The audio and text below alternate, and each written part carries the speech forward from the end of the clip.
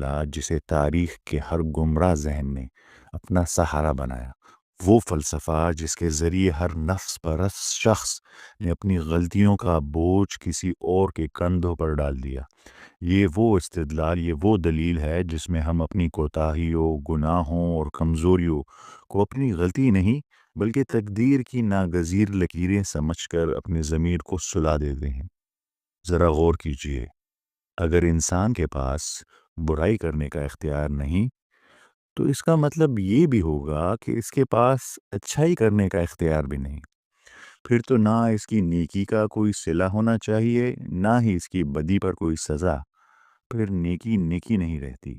جیسے غنی خان بابا نے کہا، چې د وس د بدو نوي سبته سبد خوي توبه هله د شرابو چې شراب دته پراته وي چې بوډا شي خوله کړشپه بیا توبه د سکے هغه ښه د بدو بد وي د ناکامه چې ته ښه کې۔